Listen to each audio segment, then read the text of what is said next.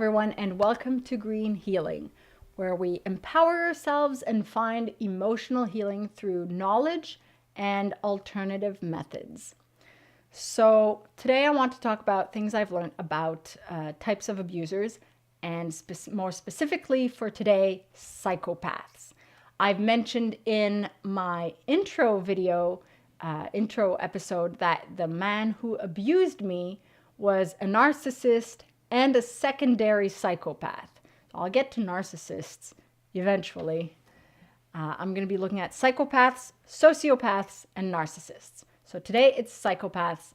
First degree and second degree, which also known as primary and secondary psychopath. So what does that mean, So there are two types of psychopaths: primary or first degree, and secondary or second degree.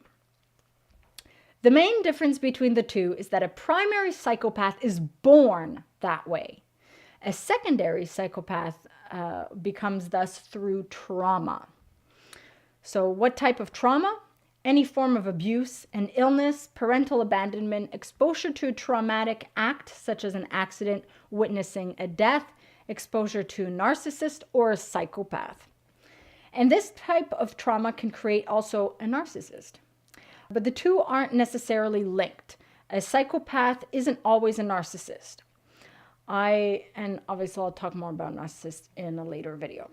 What makes a psychopath is at the same time what defines psychopathy. So here are some key traits. They have a lot of aggression, either passive or active. They have callousness and are cunning. They lack empathy completely. They'll emulate it well, though. They're good actors. But they feel nothing. No love, no empathy, and they have no conscience, so no guilt.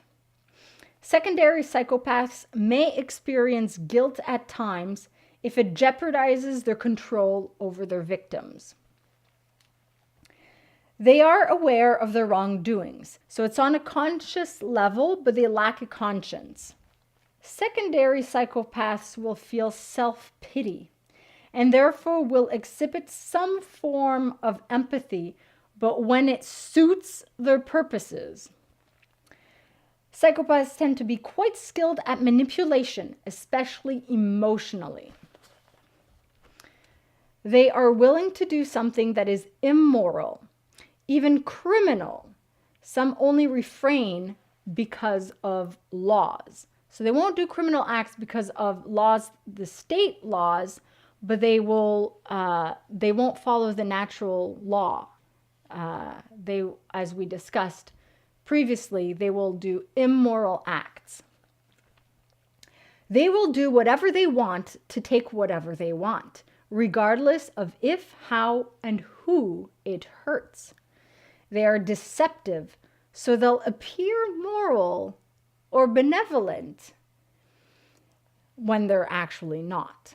They will act charming in order to hide their deceptive nature. They tend to intimidate, threaten, and bully others. They may even turn to violence if pushed that far in order to control others and satisfy their own needs. They will intentionally violate the basic human rights of another being. They feel absolutely no remorse and hence no guilt for hurting others. Secondary psychopaths may experience glimpses of guilt if they failed their purpose, but will still have no remorse. Do not be fooled by their acting skills. They will rationalize their immoral acts and behaviors and justify them. They will justify an immoral act by blaming others, such as blaming their victims, to explain their abuse and other immoral treatment. They will deny any wrongdoings. They tend to feel contempt towards others, other people's feelings and desires. They hate them.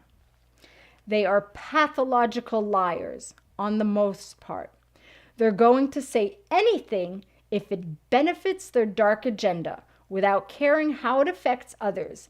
And they twist the truth in order to confuse those who do know the truth so that they doubt that truth.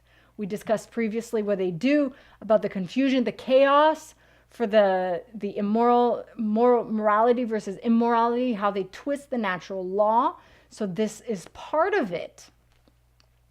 They have a great ability to act as though they are a normal feeling human being. Their sense for the consequences of their action is completely distorted. They refuse to accept any responsibility for their actions and their socially irresponsible ways. So they're not responsible. They will blame external things or other people, and they won't accept any responsibility for anything. If they do something that hurts you, or they're physically violent, or they're emotionally abusive, psychologically abusive towards you, they will blame you and say that it's your fault and say something about you that justifies them treating you that way. Never their fault, never on them. It's always you. You're in the wrong all the time. The right, again, the twisting, the right and wrong, correct, incorrect, truth, untruth. They tend to have a strong belief that they will never be brought to justice, and they feel they can get away with it. They're kind of entitled to act that way, and they don't care. They have a strong sense of entitlement. An excellent example of a psychopath is a character in the British soap opera Coronation Street. I watch a lot of Coronation Street. If any of you watch Coronation Street, observe Pat Phelan. The character Pat Phelan. He's clearly a psychopath, and he embodies almost all of these traits. Like, seriously, kudos to the actor who plays him. And I'm pretty sure that people, when they see him on the street, they get scared of him, because he'll give the character, when he looks at someone, he'll make his eyes kind of just as though disconnecting from reality. And it's pretty scary. But that character, Pat Phelan, is the embodiment of a psychopath.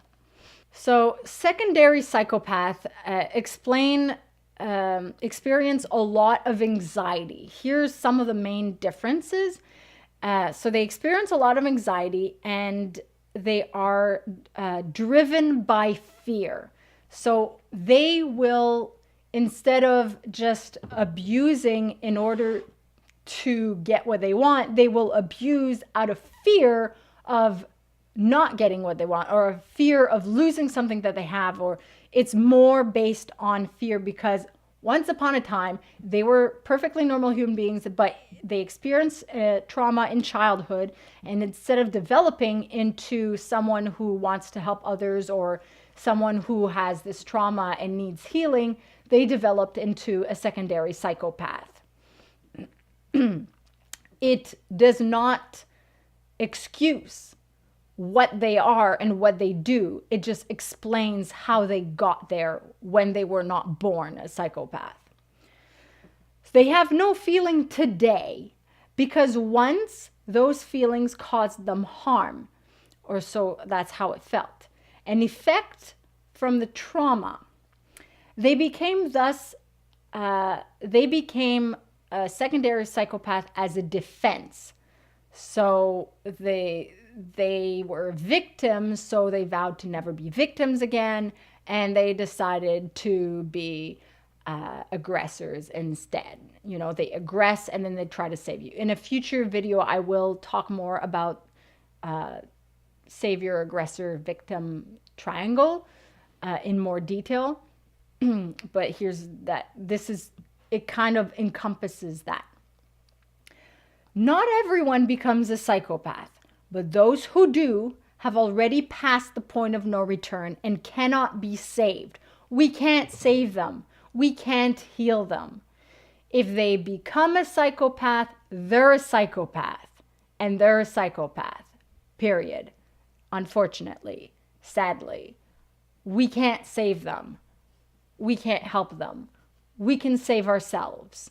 And we can remove ourselves from that situation and go no contact. Secondary psychopaths are thus as a defense to escape pain. So they feel a lot of pain continuously. So instead of trying to heal that pain, they inflict pain onto others. They believe it protects them, which is a very twisted way. When I experience pain, sometimes I want to lash out either at myself or at the person who instigated the trigger, so I go walk it off. Because morally, I know that I don't want to hurt anyone, and I know that it wouldn't help the situation because I'm a moral person and I'm able to identify these emotions of rage, that this is just a passing rage. I'm going to go punch a pillow instead, but not heart, because heart is a heart pillow. We don't want to punch heart. But it's the difference, whereas they feel it'll protect them to inflict pain, whereas moral people who want to heal from trauma, we know that it's not going to protect us to inflict pain unless we're being physically attacked, and we know that the only way to get out of the situation is in self-defense, which is a completely different situation. Some people consider secondary psychopaths not fully psychopathic, but they are still psychopaths. They can't be saved. Best to avoid them and be free from their throngs. So that's psychopathy. That's psychopaths and secondary psychopaths for you. The man who abused me, I'll call him Narky because he was a narcissist and he likes to be snarky. So let's call him Narky. Narky was a narcissist and a secondary psychopath. So hopefully this can help you identify the instigator of your trauma, the abusers in your lives. And in next videos, we will look at sociopaths and narcissists. So if you like what I do and you want to support me, I'm going to include links to my PayPal tip jar and my Patreon and my Bitcoin wallet if you want to contribute in crypto and to support me. And remember, empower yourself and be emotionally free. And I'll talk to you all soon.